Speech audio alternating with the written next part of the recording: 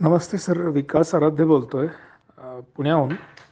आणि मी सुरुवात केली कोर्सची आणि मला वाटतं मी 3-4 दिवसात 30-40% मी कवर केलं आहे. आणि मला तुम्हाला थँक्यू म्हणायचं आहे, कारण जे मी एक एक व्हिडिओमध्ये जे जे बघतोय त्याच्यामध्ये मला जेवढं नॉलेज मिळतं आहे आणि मानवी मानसिकतेचे एक एक पैलू त्याच्यावरून कसे बाहेर निघतात, हे बघून फार आश्चर्य वाटतं, आनंदही होतो आहे की मलाही सोसायटीमध्ये कित्येक लोकांना त्यांच्या अडचणीवर मात करून पुढे जाण्यासाठी मदत मिळेल तुमच्या या कोर्समुळे.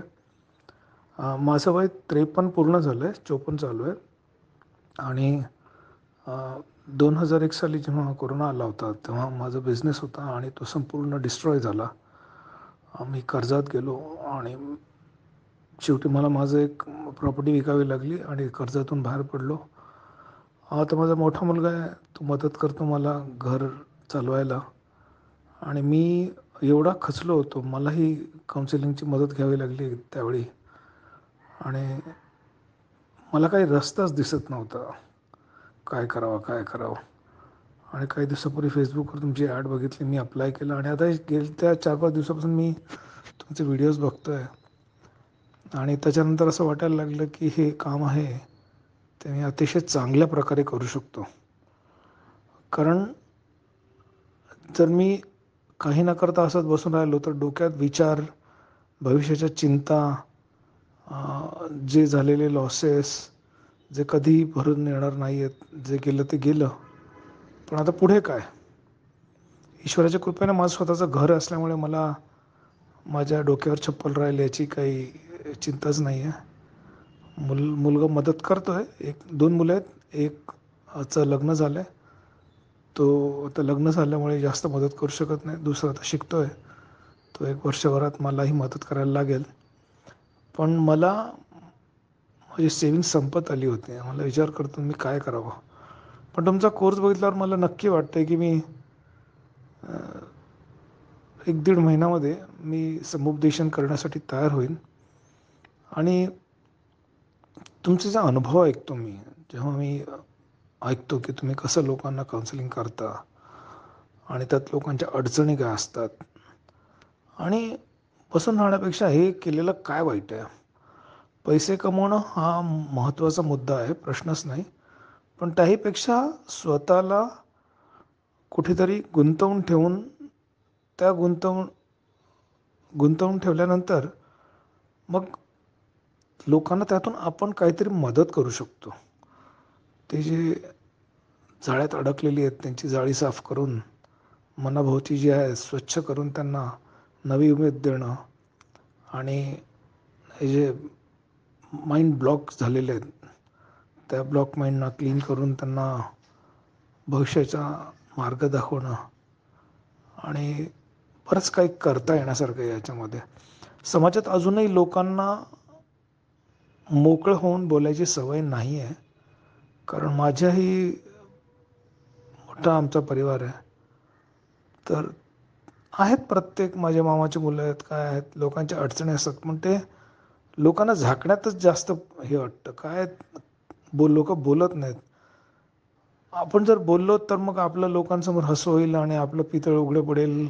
बाहेरून तर आपलं चांगलं दिसतंय, आतून काय परिस्थिती आहे हे कोणाशी सांगायचं, नातेवाईकांशी तर कधीच नाही सांगायचं.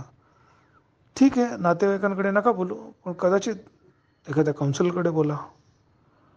तर हे जे तुम्ही काम घेतलं हाती, एवढ्या कमी पैशात तुम्ही हे समुपदेशनाचा एक कोर्स देताय आणि प्लस त्या कोर्स झाल्यानंतर नक्कीच या कोर्सनंतरही भरपूर नवीन नवीन यूट्यूबवर तुम्ही सांगितल्याप्रमाणे व्हिडिओ पाहायचे आहेत, थोडं खोलात जाऊन अभ्यास करायचे आहेत. कदाचित समुपदेशन हलकं फुलकं करायला लहान मुलांबरोबर मी एखाद महिना सुरू करेन. पण थोडी मोठी मुलं किंवा हे करायला मला अजून 6 महिने किंवा वर्ष जाईल. पण तोपर्यंत मी माझा अभ्यासही वाढवेन आणि मी सांगितल्याप्रमाणे डिटेलमध्ये जाईन त्याच्यामध्ये. आणि मला वाटतं मला एक तुम्ही संधी दिलीत एक, की काय करावं माणसाने. हा फार सुंदर आहे. आणि जसजसं आपण दिवस चाललेत ना तेव्हा एकटे होत चाललो असं वाटायला लागलं मला.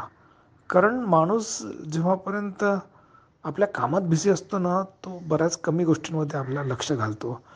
आणि जेव्हा काम नसतं त्याला, तेव्हा प्रत्येक गोष्टीत त्याला उणिवा दिसायला लागतात.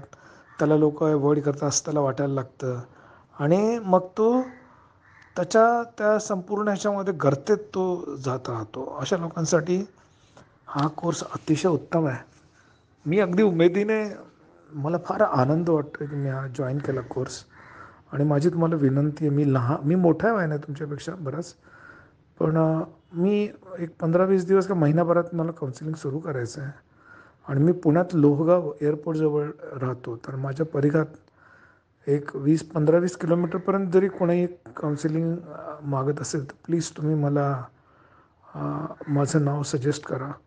आणि मला तुम्ही ही जी म्हणजे हे जे ध्येय घेऊन पुढे चालताय त्यात तुमचा हातभार लावायला आवडेल. लोकांना आपण जमेल तेवढी मदत करू आणि त्याच्याबरोबर आपण स्वतःची उन्नती करू, याचा मला फार आनंद वाटतो आहे. धन्यवाद सर, थँक्यू सो मच. पुण्याला कधी आलात तर नक्की मला फोन करा. जिथे तुम्ही असाल तुम्हाला येऊन मी भेटेन आणि एका चांगल्या माणसाला भेटल्याचा आनंद होईल. लोक हल्ली काही गोष्टी बोलत नाहीत कोणाकडे. तर काउन्सिलर एक अशी व्यक्ती ज्याच्याकडे मोकळं व्हायला लोकांनी यावं असं माझं मत आहे.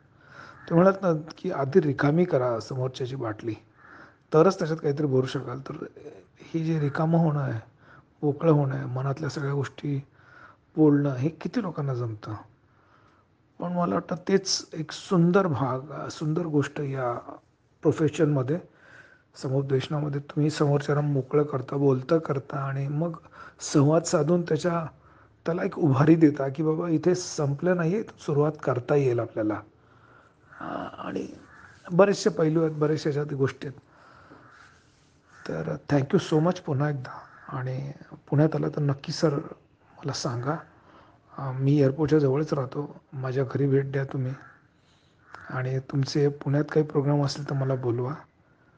धन्यवाद सर, थँक्यू सो मच.